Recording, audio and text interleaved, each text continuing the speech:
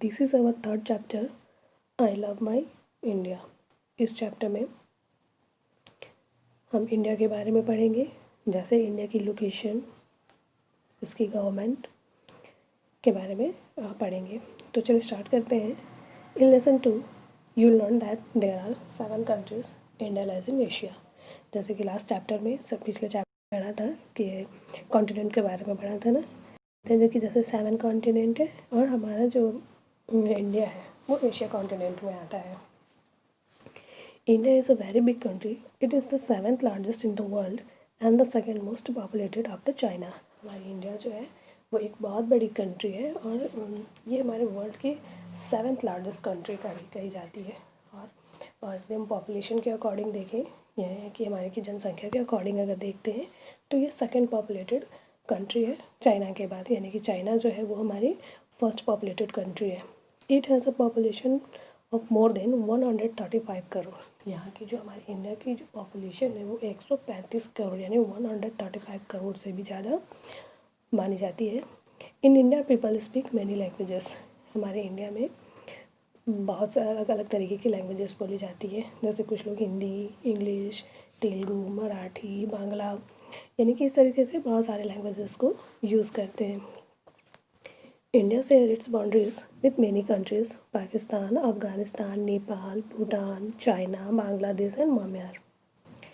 हम इसे मैप से ज़्यादा अच्छे से तरह समझ सकते हैं। जैसे कि ये हमारे इंडिया का मैप दिया हुआ है ना, यहाँ पे हम आसानी से देख सकते हैं कि हमारे जो ये इंडिया है, इसकी ये जो बाउंड्रीज़ है, यहाँ पे जो बाउंड्रीज़ देख रहे हैं ना, ये हमारे अलग अलग कंट्रीज़ से शेयर कर रही है। तो हम इन कंट्रीज़ को देखते हैं। जैसे यहाँ पे देख लीजिए, ये हमारा अफ़गानिस्तान, पाकिस्तान, नेपाल, भूटान, ये बांग्लादेश, ये म्यांमार। तो ये सारे जो हमारे नेबर्स कंट्री हैं, यानी कि हमारी इंडिया जो है ना अपनी बाउंड्रीज़ को इन कंट्रीज़ के साथ शेयर करती है। साउथ साइड में हम इस साइड पे देख लेते हैं तो यहाँ पे ये श्रीलंका, तो इन सभी के साथ क्या करती है इंडिया अपनी बाउंड्रीज़ को शेयर करती है। इसके साथ साथ अगर हम देखें तो हमारी जो इंडिया जो है ये, जैसे कि ये मैप है ना, मैप में अगर हम ये डायरेक्शन देखते हैं तो मैप में ये होता है हमारा नॉर्थ साइड, ये साउथ साइड, ये ईस्ट साइड और ये वेस्ट साइड।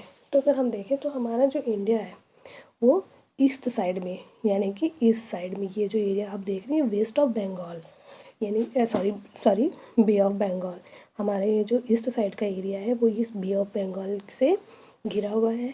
अगर हम वेस्ट साइड देखते हैं तो ये अरेबियन सी से घिरा हुआ है, और अगर हम साउथ साइड यानी कि नीचे साइड में देखते हैं तो ये इंडियन ओशन से घिरा हुआ है।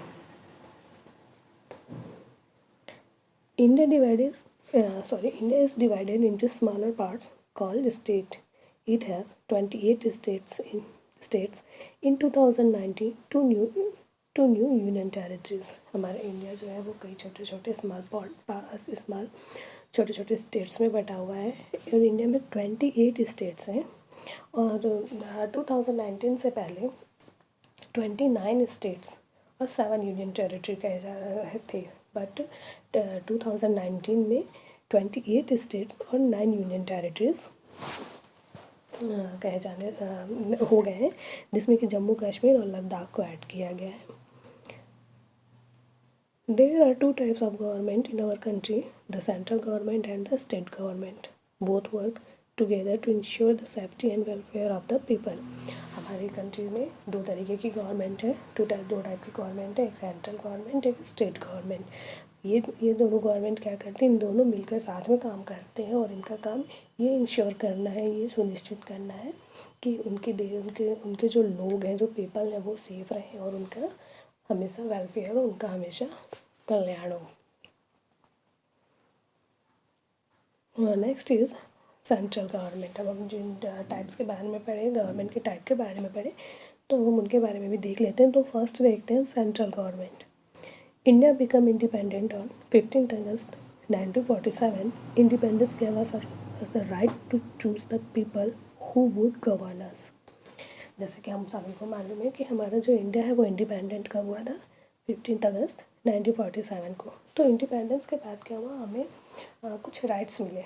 हमें एक ऐसा राइट्स मिला जिसके अकॉर्डिंग हम ऐसे लोगों को चूज़ करते हैं जिससे कि जो कि हमारे कंट्री के गवर्नमेंट को चलाते हैं या जो कि हम पे शासन करते हैं। This is done by having an election. और ऐसा करने के लिए हम इलेक्शन का सहारा लेते हैं, यानी कि जो चुनाव होते हैं ना, उनका सहारा लेते हैं। During an election people cast their vote and choose some people. This people then form the government. Election के दौरान क्या होता है कि हम अपना वोट देते हैं। हमारा जो वोट होता है ना, जो चुनाव वाला इलेक्शन जो होता है, आप लोग सभी जानते हो।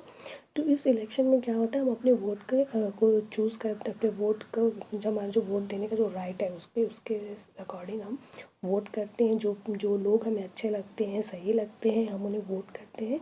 और जब ये कुछ लोग जब चुने जाते हैं तो ये लोग ही मिलकर क्या करते हैं, गवर्नमेंट बनाते हैं। Only those whose age is 80 years and above can vote। जिनकी एज 18 यानी कि 18 साल से ज़्यादा की होती है, या 18 साल की होती है, 18 साल से ज़्यादा की होती है, वोट देने का राइट सिर्फ उन्हें ही होता है। The central government make laws for the entire country. It has its office in New Delhi, the capital of India. जो सेंट्रल गवर्नमेंट्स जो लॉज बनाती है, जो कानून बनाती है, वो इंटायर कंट्री के लिए, यानी कि पूरी कंट्री के लिए होती है। यानी कि सेंट्रल गवर्नमेंट के द्वारा जो भी लॉज बनाए जा रहे हैं, जो भी कानून बनाए जा रहे हैं, उसे पूरे कंट्री को फॉलो करना होता है। और इसकी जो ऑफिसेज होती हैं वो न्यू दिल्ली में है। न्यू दिल्ली जो कि हमारे इंडिया का कैपिटल भी है। The president, the vice president, the Prime Minister, other minister and the officers of the central government live and work in the capital. The President of India lives in the Rashtrapati Bhavan. जो हमारे India के president हैं, vice president हैं, prime minister हैं, और जो और अलग मिनिस्टर्स हैं, और जो अन्य मिनिस्टर्स भी हैं, उन सभी की जो ऑफिसेज होती है, यानी कि जो सेंट्रल गवर्नमेंट की ऑफिसेज होती है, वो सारी कहाँ हैं, हमारे कैपिटल में है। The president of India lives in the Rashtrapati Bhavan. और हमारे जो प्रेसिडेंट हैं, हमारे जो राष्ट्रपति हैं, वो राष्ट्रपति भवन में रहते हैं। Next is state government. It is difficult for the central government to solve the problems for all the people, therefore each state elects its own government. It is called the state government. तो जैसा कि मैंने पहले भी बताया कि हमारी जो कंट्री जो कि बड़ी है, तो उसको छोटे छोटे पार्ट्स में डिवाइड किया गया है, जिसको कि स्टेट्स बोला जाता है। तो इनको छोटे छोटे पार्ट्स में इसलिए भी डिवाइड किया गया क्योंकि बड़ी कंट्री होने के बाद, चूँकि इंडिया बड़ी कंट्री है, तो सभी के प्रॉब्लम्स को सुनना, उनको सॉल्व करना सिर्फ सिंगल गवर्नमेंट के लिए काफ़ी डिफ़िकल्ट हो जाता है। ये वो सभी की प्रॉब्लम्स को सुन नहीं सकते, सभी की प्रॉब्लम को सॉल्व नहीं कर सकते। तो इस प्रॉब्लम से बचने के लिए क्या हुआ कि हर एक स्टेट को छोटे छोटे पार्ट्स में, पहले तो छोटे छोटे पार्ट्स में डिवाइड के स्टेट्स बनाए गए, और देन हर एक स्टेट की अपनी एक अलग गवर्नमेंट बनाई गई, और इस गवर्नमेंट को हम बोलते हैं स्टेट गवर्नमेंट। हर स्टेट की जो अपनी एक अलग गवर्नमेंट होती है, उसको हम बोलते हैं स्टेट गवर्नमेंट। और इस स्टेट गवर्नमेंट का, the state government look after the welfare of the people living in the state. जो स्टेट गवर्नमेंट का काम क्या होता है कि ये जो उन लोगों का जो पीपल इनके स्टेट में रहते हैं, उनके वेलफेयर के बारे में सोचना, उनके सेफ्टी के बारे में सोचना, उनकी सेफ्टी करना, उनकी वेलफेयर के बारे में सोचना, ये सभी काम स्टेट गवर्नमेंट का होता है। The governor and the chief ministers, other minister and the senior officers of the state government live and work in the state capital. जैसे जो चीफ मिनिस्टर है, गवर्नर है, जो राज्यपाल है, मुख्यमंत्री हैं, फिर जो अदर मिनिस्टर हैं, और जो सीनियर ऑफिसर हैं, ये सभी क्या करते हैं, जो स्टेट गवर्नमेंट के जो सीनियर ऑफिसर हैं, ये सभी क्या करते हैं, इस हमारा जो स्टेट कैपिटल होता है वहीं रहते हैं और वहीं से वर्क करते हैं। जैसे कि आप छत्तीसगढ़ में रह रहे हो, तो आपकी स्टेट कैपिटल क्यों है, रायपुर है ना। तो हमारे जो चीफ मिनिस्टर हैं, जो गवर्नर हैं, या फिर और अदर जो मिनिस्टर हैं, वो सभी कहाँ रहते हैं, हमारे स्टेट कैपिटल में रहते हैं और वहीं पे काम करते हैं। Next is Union Territories. There are some part of India which are not included in the 28 states. These are called Union Territories. They are governed by the central government. In Union Territories, जिसको कि हम लोग केंद्र शासित प्रदेश भी बोलते हैं ना, तो ये वो स्टेट्स होते हैं जिनको कि हम ये पार्ट्स होते हैं जिनको कि हम 28 स्टेट्स में शामिल नहीं करते हैं, तो इनको यूनियन टेरिटरीज़ कहते हैं। इसको ऐसे भी हम बोल सकते हैं कि ऐसे स्टेट्स जिन पे कि जो सेंट्रल गवर्नमेंट होती है वो डायरेक्टली रूल करती है, यानी कि ये जो यूनियन टेरिटरीज़ होते हैं ये डायरेक्टली सेंट्रल गवर्नमेंट के कंट्रोल में होते हैं। There are non union territories including the national capital territory of Delhi. हमारे इंडिया में 9 यूनियन टेरिटरीज़ हैं, जिसमें कि जो हमारा नेशनल कैपिटल टेरिटरी दिल्ली, हमारे इंडिया की जो कैपिटल है दिल्ली, वो भी शामिल है। यहाँ पे ये लिस्ट दी हुई है जिसमें कि हमारे पूरे 9 यूनियन टेरिटरीज़ के नाम उनके कैपिटल के साथ दिया हुआ है। Okay, thank you. यहाँ पे हमारे चैप्टर ख़त्म होता है।